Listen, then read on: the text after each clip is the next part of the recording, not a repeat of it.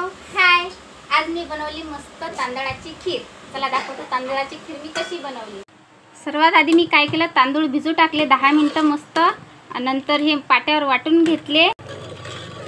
याले की नाही मस्त पाण्यातनी वाटले तांदळाले। नंतर मस्त फोडणी दिली, तेलाची द्यायची किंवा डालड्याची किंवा तुपाची फोडणी द्यायची। त्याच्यातनी हे पाणी टाकून द्यायचं, आपण वाटलेलं तांदळाचं पाणी।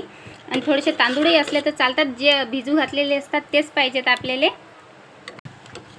मस्त याला उकळी येऊ दिली, मस्त शिजू दिलं। भात पण शिजला गेला, मस्त घटघट झाला। आता याच्यात आपल्याला टाकायचं आहे दूध मी गरम केलं, आपल्याला गरमच दूध लागणार आहे, कारण की मी आत्ताच आणलं होतं दूध, त्याच्यासाठी मी गरम दूध केलं। आणि आपलं ही खीर कशी गरम राहते त्यासाठी आपल्याला गरमच दूध लागणार आहे। त्याच्यात टाकतो मी आता साखर, 1 वाटी साखर टाकून घ्यायची आहे आपल्याला।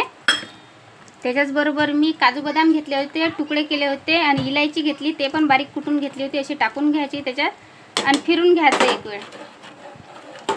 आता आपल्याला खीर मस्त 10 मिनिटं शिजू द्यायला लागेल, एकदम म्हणजे मंद आचेवर, एकदम जास्त पावर नाही, कमी पावर नाही, मंद आचेवर आपल्याला ही खीर शिजवायची आहे। आणि शिजवायच्या नंतर शेवटी आपल्याला थोडंसारखं मीठ टाकून घ्यायचं आहे, पण मी आताच नाही टाकत, मग टाकतो पहिले शिजू देताना। या मग मस्त खीर खायसाठी, मस्त झाली खीर।